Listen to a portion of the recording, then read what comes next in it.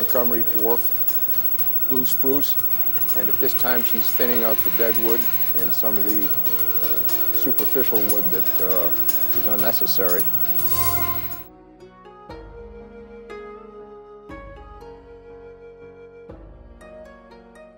The kids. And here's another lesson. Ready? Repeat after me. Abies, Pisceus, Pinus, and Tuga. Oh, I'm not going to do that. Oh, come on.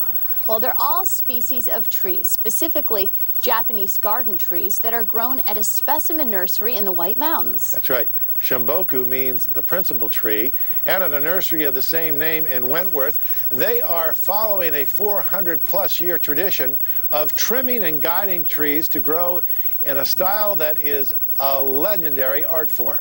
So let's take a look.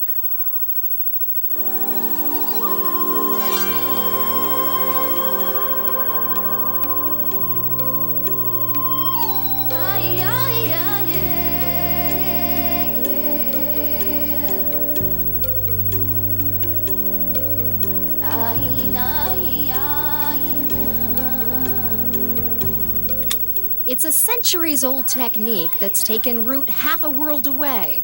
In the shadows of the White Mountains, this Wentworth farm is practicing the ancient art of Japanese garden tree trimming.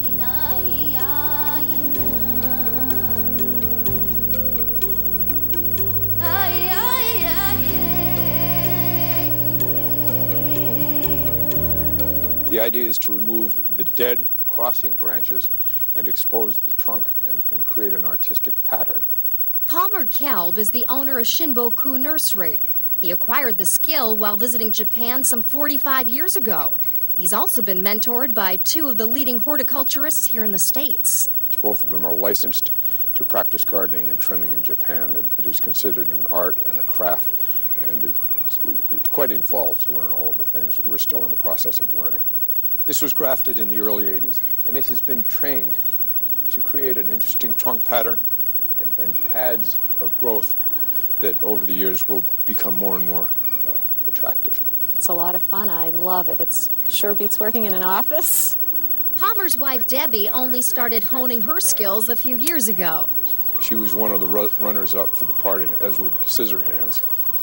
She says she's working her way up to tackling one of the farm's high-end trees. Right now, she prefers working on the $8,000 ones. They're easier. If I mess up on those, I'm not as afraid as if I'm working on a $25,000 tree. Palmer deals with those. You heard right, $25,000 for a tree. Some of these beauties have been pruned for 25 years. And those with a green thumb and enough green to go with it are willing to pay the price for a unique addition to their garden.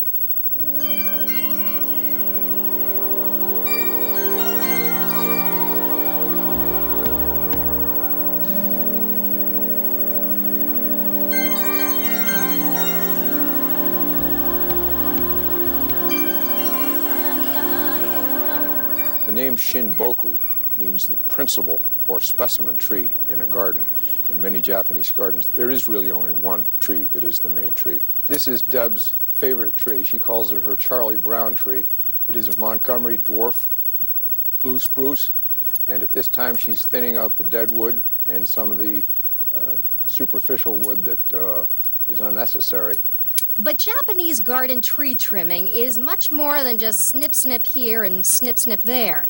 In many cases, bungee cords and ropes are used to contort the trees over several years, so they form an unusual shape. Right now, I deal a lot with the dead branches. Those are easy to find. You see the dead branches, you go in and clip them out. Now I'm learning to do what Palmer does. If the branches are smaller and they just don't look like they belong, if an area is too crowded, I'll take some of the larger clippers and I go to where the branch meets the trunk of the tree and I cut that out. Sometimes we pull a branch down and tie it down, so if it's up, we want to bring it down a little and just make it so it has different layers. You want to be able to see through the tree, basically. This is a Japanese larch, and one of my friends named it Eileen. It was a tree that we had over at our first nursery in Wentworth, and it had blown over. And 3 years later, it was still on its side, but it started heading up again.